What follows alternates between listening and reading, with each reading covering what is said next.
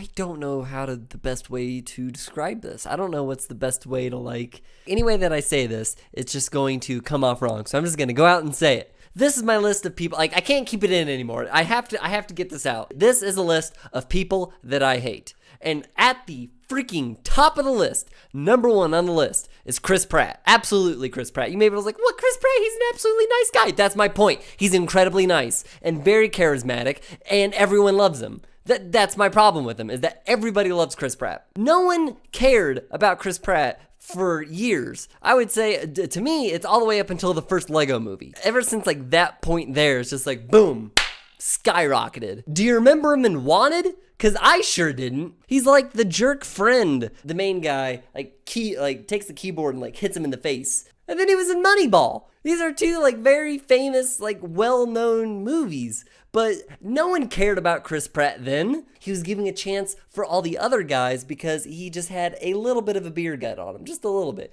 Well, then one day he's like, you know what? I just want to get shredded. See? This is what he used to look like. And then he was just like, you know what? I want to get jacked. I want to start lifting weights and start doing things. And now look at him. The dude, he's literal eye candy. Look at this. That's just, ugh. That, and he is a very outspoken Christian, and he gives this amazing speech at the, MTV Awards. Dude, that's a nice shirt. That's a real nice shirt. And I just remembered he was in Jurassic World, which is a dream of mine to be able to go into a Jurassic Park movie. Ugh. See, look over there. They even have Wanted over there. MTV want to be like, oh, we remembered he was in Wanted. No one remembered that. Anyways, it's a great speech. God is real. God loves you. God wants the best for you.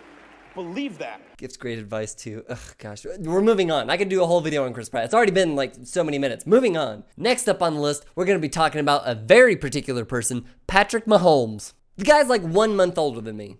He was born in September of 1995. You would feel like we were same time progressing at the same spot, right? Oh, he's way taller than I am.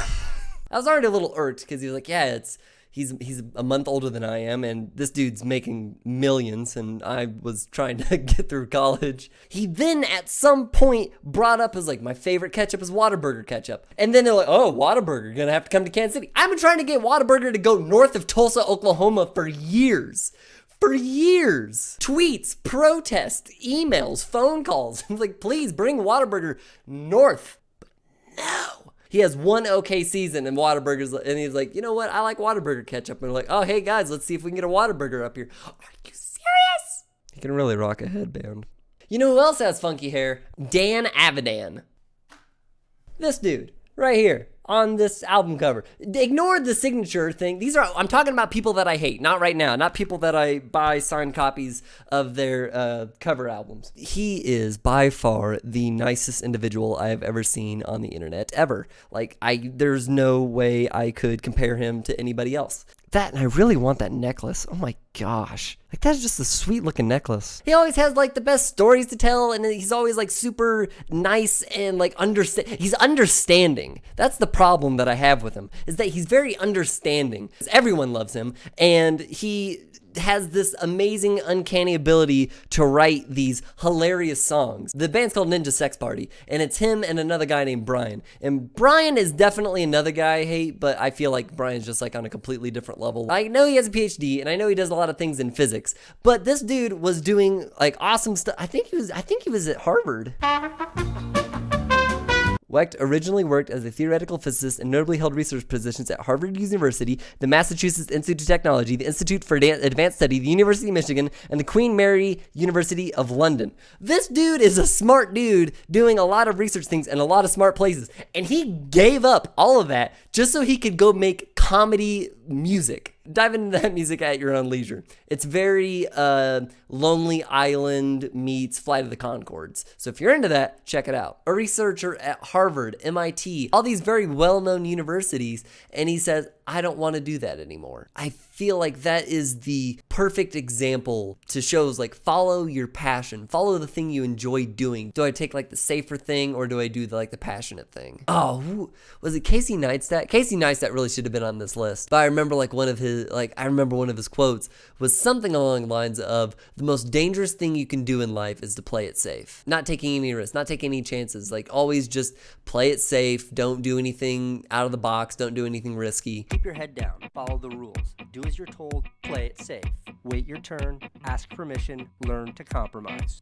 This is terrible advice. Take chances. Do not be scared of everything that happens in the world. It's going to be a lot of work, and I'm not saying it's going to be easy, and I'm not even going to say it's going to work out, but life's short. I say go for it. Dan on the other Dan on the Avidan, this really long, crazy hair, which is awesome, and like he loves like what I call like real rock, 60s, 70s, 80s. One of my favorite songs at this current moment is Heat of the Moment by Asia, but they did a cover and I love it. It was the heat of the moment. These are people I hate. So it's really hard to talk about Dan without actually also talking about the other person that I absolutely hate most in the world is Aaron Hansen, Ego Raptor. Look at his stupid smile and his nice hair. But this guy started as an animator on YouTube. Like, that was his thing, is that he would just like make these different animations. And then he started Game Grumps. It's just these two dudes sitting on a couch playing a video game, and they're good. They're really good at what they do. How many subscribers does Game Grumps have at the moment? 5 million people. Well deserved. No, not well deserved. I hate them. It's a very simple thing to do, to sit on a couch and play a video game with your friend next to you. But these guys have mastered the ability to play a game, have a conversation, have it be funny and entertaining enough for at least 5 million people to be subscribed to their channel. But like, he started as an animator, and then he like built up a little audience. He was like, hey guys, I'm starting a Let's Play channel, and everyone's like, yeah, let's get in on that. It's like, look at my channel. Oh, sweet, I got a view on that one. Oh man, today's a lucky day. Since I'm already here on YouTube, I'm gonna stay here. Philip DeFranco, dude, he started his like channel as like a clickbaity, like gossipy drama channel, and then it has now evolved into this amazing, wonderful channel of like news, like a reputable news source. The biggest reason why Philip DeFranco sucks is because he's a guy with a webcam here, and he just sits in front with like a t-shirt, and he's like, hey guys, let me talk about the news. And it is interesting, and it makes sense, and it feels a lot more, what's the word I'm looking for? You know what I'm talking about. It feels a lot more personal. It's a lot more personal of seeing a guy just talk normally. This is the research. This is what me and my team were able to figure out. These are the facts, and then I'm gonna give my opinion. And just like that, have that nice clear-cut distinction of someone talking normally versus watching the news of someone in a suit be like, tonight we talk about all the horrible things that happened in America today and why you should be afraid. Tonight at 11. Moving on to somebody, this guy, Matthew Mercer. He's a real piece of work. Matthew Mercer and his other group of friends, voice actors, they all just decided, it was like, hey, we're going to start live streaming our D&D game, going through like Geek and Sundry. And they got incredibly popular, became like super successful. They even branched off away from Geek and Sundry. That happened recently. And they have their now like their own YouTube channel, just Critical Role, where they're putting out all this like crazy fun stuff. Everyone always compares their DM to Matthew Mercer. The most recent thing is that they were trying to make a an animated series from like their first season, and they were asking for $750,000 to make like a certain number of episodes. At the end of their campaign, they raised $11.3 million.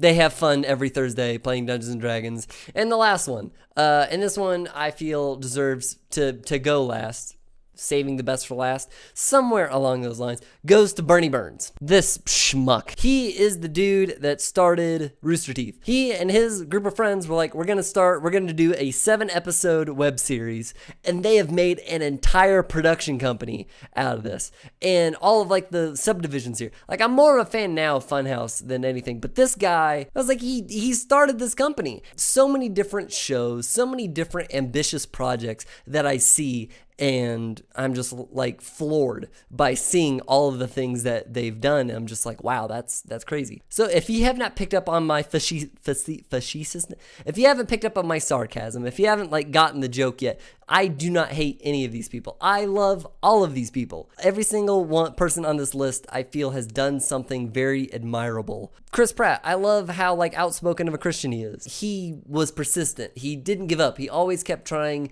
to improve himself. And now he's at this crazy level of Hollywood fame. Aaron Hansen, Egoraptor, oh my gosh, sequelitis videos, by far one of my favorite videos on the internet.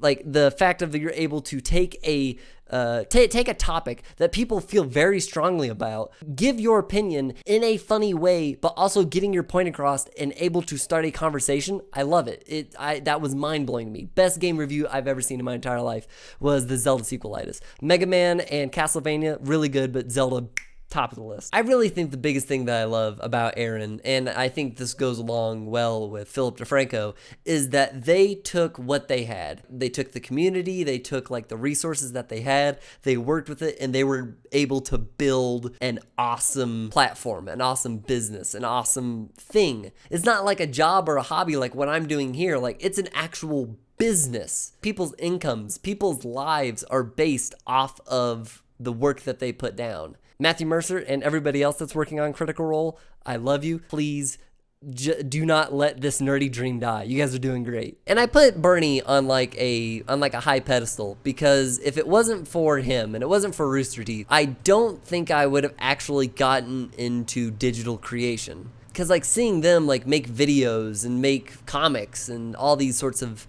other different things, it's really inspired me to try and create awesome new things. It really got me into a creation mindset. I don't feel like it was the seed. I feel like it was more laying the foundation, tilling the soil for eventually me becoming a designer. Of like, I see these things that I've seen people do, like what they have done, and it has just inspired me and really gave me a nice foundation to start creating. I don't know Dan personally. It's just like what I see on the internet. So, you know, take that with a grain of salt. Like when I first started watching Game Grumps, I just thought he was a funny guy. And then over the years, I've just learned that his life has not been perfect. There's been problems in his life. But at the end of it, he comes out as this optimistic, happy, kind, joyful character. Like this human being. I don't want to call him a character. He is a real human being. Whenever I hear Dan speak or he's talking about anything, the message that I'm getting is that there is good in the world and we need to focus on that. And we need to cherish that. And we need to recognize good when it's there. I would say like a great summary is to like enjoy life. The people that you love, tell them that you love them. Like right now, I think Dan's in his 40s. It might be late 30s, early 40s, somewhere around there. Like just recently, he announced that he has been like dating this girl, and I could not be more happy for him. What it really just gives me hope of like love doesn't have a time. And then I see this and like these people in their late 30s who are like they're dating each other and like they found each other. It's like that is so absolutely incredible, and it gives me hope and it gives me love, and I am beyond ecstatic for all of it. I'm sure there's somebody that I'm missing. I'm sure that there's somebody that I'm that like later I'll think back. It's like, oh my gosh, I totally should have put them in the video, but I didn't, and I'm sorry about that. These are the ones that came to my mind whenever I was wanting to make this video, so here we go. If you actually have anybody kind of like this, where you see their success or you see how like awesome that they're doing in life, and you're like, I want that. I want to put in the work to get there. Or it's like I'm jealous of the success that they have, and like I love them, they're great, but I wish that I could replicate that success. Let me know in the comments. I would love to actually see those. But anyways, that's all that I can think of at the moment. So thank you all very much for watching. I'll see you guys next week, back with another episode of The Levi Grant Show. I don't even know what we're going to talk about yet. I'll figure it out. Bye, guys.